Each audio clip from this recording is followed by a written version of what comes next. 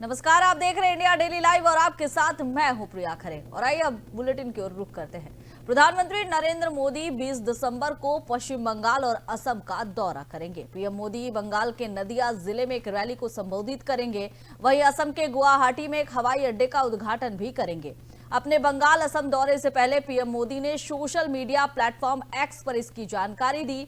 प्रधानमंत्री नरेंद्र मोदी ने एक्स पर सिलसिलेवार पोस्ट कर लिखा कि शनिवार दोपहर मैं राणा घाट में भाजपा की रैली को संबोधित करूंगा। पश्चिम बंगाल के लोग केंद्र सरकार की कई जनहितकारी पहलों से लाभान्वित हो रहे हैं।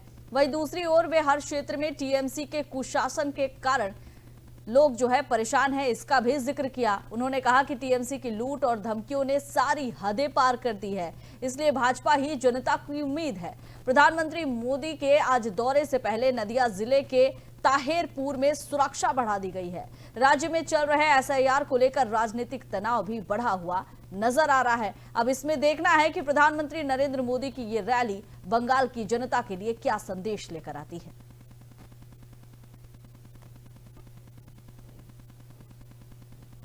और दिल्ली की हवा एक बार फिर जानलेवा होती नजर आ रही है। राष्ट्रीय राजधानी के कई इलाके में जहरीली धुंध की मोटी परत छाई हुई है और इससे जनजीवन बुरी तरह से प्रभावित हो रहा है।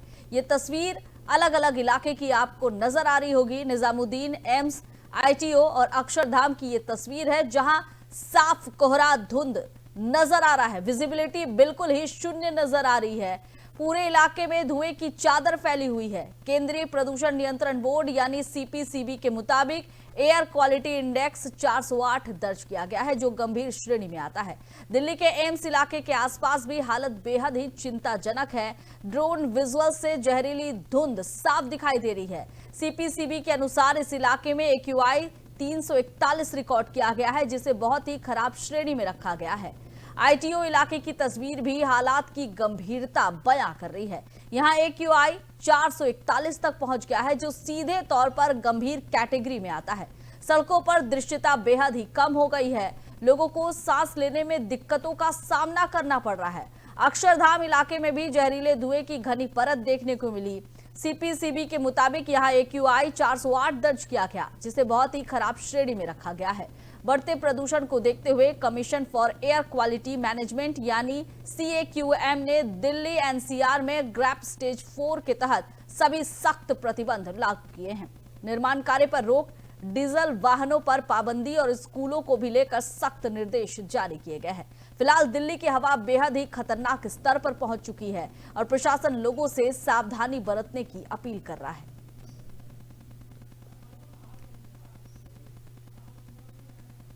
महाराष्ट्र में आज स्थानीय निकाय चुनाव को लेकर मतदान हो रहा है। राज्य की 23 नगर परिषदों और नगर पंचायत में अध्यक्ष और सदस्य के पदों के लिए वोट डाले जा रहे हैं और इसके साथ ही इन स्थानीय निकायों में 143 रिक्त सदस्य पदों के लिए भी मतदान जारी है। मतदान सुबह से ही यहां पर लोग पहुंच रहे हैं, अपने मत अधिकार का प्रयोग कर रहे हैं। वैसे आपको बता दें कि इन सभी नगर परिषदों और नगर पंचायतों के लिए 2 दिसंबर को चुनाव संपन्न हुए थे और अब 21 दिसंबर को सभी वोटों की गिनती की जाएगी। मतगणना के बाद ये साफ हो जाएगा कि यहां स्थानीय निकायों की कमान किसके हाथ में जाएगी। प्रशासन ने शांतिपूर्ण और निष्पक्ष मतदान के लिए सुरक्षा के पुख्ता इंतजाम किए हैं।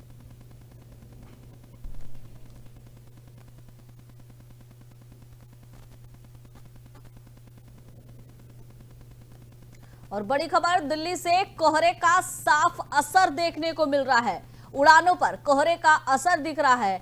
IGI एयरपोर्ट पर आज 66 अराइवल फ्लाइट्स रद्द कर दी गई है। 63 डिपार्चर फ्लाइट्स भी कैंसिल किए गए हैं। ऑपरेशनल कारणों से उड़ानें प्रभावित हुई है, यात्रियों को परेशानियां हो रही है।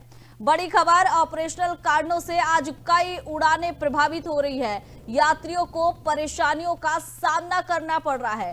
कई अराइवल्स जो है वो फ्लाइट्स कैंसिल कर दी गई है। कोहरे का उड़ानों पर असर भी देखने को मिल रहा है। IGI एयरपोर्ट पर आज 66 अराइवल फ्लाइट्स रद्द किए गए हैं। इसके साथ ही 63 डिपार्चर फ्लाइट्स भी कैंसिल की गई है।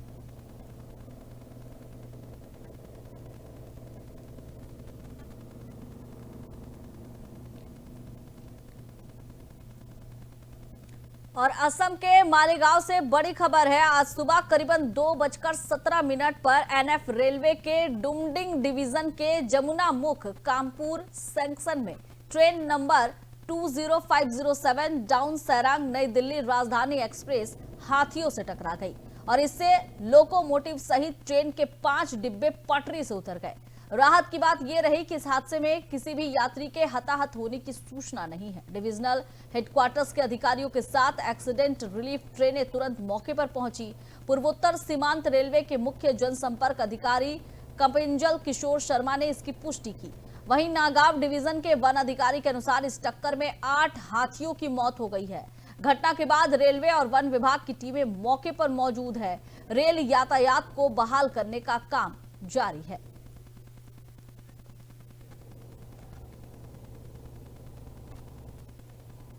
और दार्जिलिंग के नक्सलबाड़ी से खबर है। दार्जिलिंग जिले के नक्सलबाड़ी इलाके में जबरा डिवीजन के एक चाय बागान से वन विभाग ने एक तेंदुआ को सफलतापूर्वक पकड़ लिया है। पानीघाटा वन विभाग के रेंजर प्रणब कुमार दास ने बताया कि इस क्षेत्र के स्थानीय लोगों ने तेंदुए की मौजूदगी के कारण उनके मवेशियों को नुकसान पहुंचने की आशंका जताई थी, शिकायत की थी। शिकायत मिलने के बाद वन विभाग की टीम ने त्वरित कार्रवाई करते हुए तेंदुओं को सुरक्षित तरीके से पकड़ लिया। फिलहाल तेंदुआ को वन विभाग की निगरानी में रखा गया है।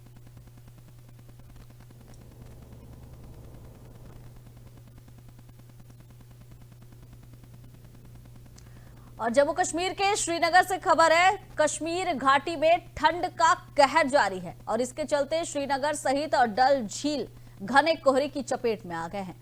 तापमान में लगातार गिरावट दर्ज की जा रही है और इससे जनजीवन प्रभावित हो रहा है। सुबह के समय दृश्यता बेहद ही कम रही और सड़क और जल परिवहन पर असर देखने को मिला। मौसम विभाग के अनुसार आने वाले दिनों में ठंड और कोहरे से राहत मिलने की संभावना कम ही नजर आ रही है।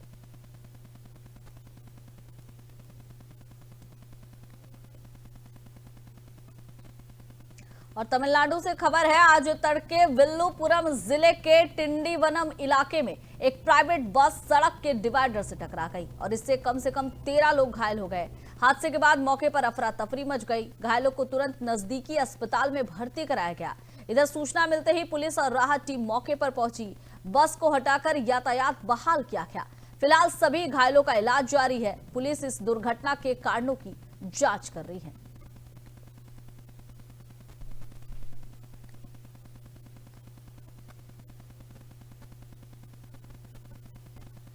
और बांग्लादेश में हिंसा का दौर जारी है। शेख हसीना के खिलाफ विरोध प्रदर्शनों के एक प्रमुख नेता उस्मान हादी के समर्थकों के मानिक मियां एवेन्यू में पहुंचने के बाद शहर में भारी सुरक्षा तैनात कर दी गई है। ये सुरक्षा व्यवस्था हादी की आज होने वाली अंतिम यात्रा को सुरक्षित बनाने के लिए की गई है। उस्मान हादी की हाल में ही हुई मौत के बाद बांग्लादेश में अशांति फैल गई है। 18 दिसंबर को राजधानी ढाका में 2 अखबारों के दफ्तरों में आग लगाने की घटनाएं सामने आई। शहर में तनावपूर्ण माहौल है। सुरक्षा बल चौकसी बरत रही है। स्थानीय प्रशासन ने नागरिकों से संयम बनाए रखने और आवश्यक निर्देशों का पालन करने की अपील भी की है, लेकिन इसके बावजूद भी स्थिति कुछ अलग ही नजर आ रही है। खैर, अब देखना होगा कि आज की स्थिति पर पुलिस प्रशासन किस तरह से काबू पाती है और सरकार इसे लेकर क्या कुछ ठोस कदम उठाती है।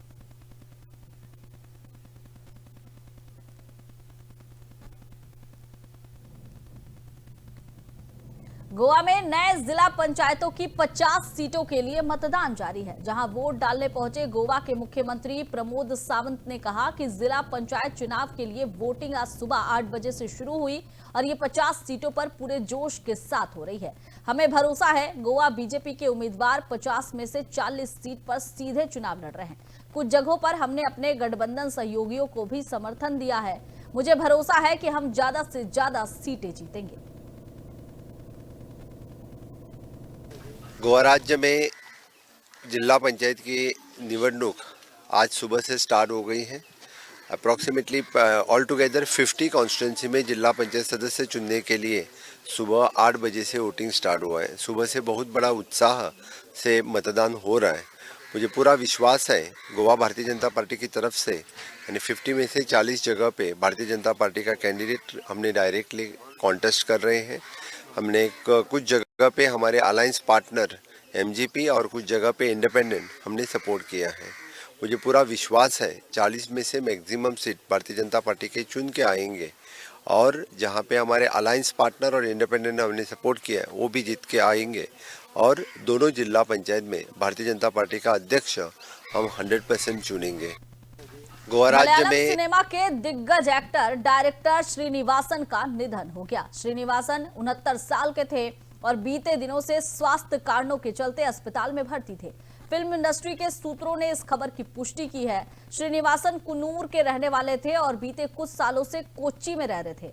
उन्होंने अपने करियर में कई बेहतरीन किरदार निभाए हैं। अच्छे एक्टर के साथ श्रीनिवासन एक डायरेक्टर और राइटर भी थे। करीबन 200 से ज्यादा फिल्मों में अपनी एक्टिंग का जादू बिखेरने वाले एक्टर श्रीनिवासन ने साल 1976 में मन्नी मुजुखाम फिल्म से अपने करियर की शुरुआत की थी। श्रीनिवासन अपने सिनेमाई विरासत के साथ एक भरा पूरा परिवार पीछे छोड़ गए हैं। श्रीनिवासन के 2 बेटे विनीत और ध्यान श्रीनिवासन हैं और दोनों एक्टिंग की दुनिया में काम कर रहे हैं।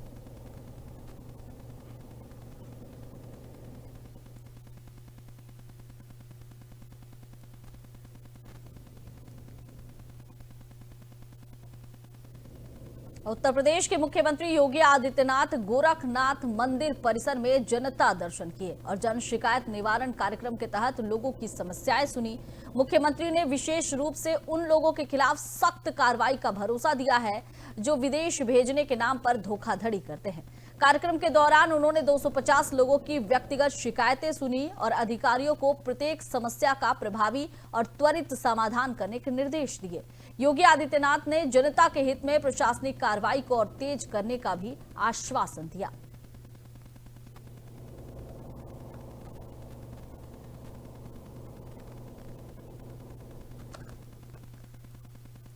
फिलहाल इस बुलेटिन में बस इतना ही। आप देखते रहिए इंडिया डेली लाइव। नमस्कार।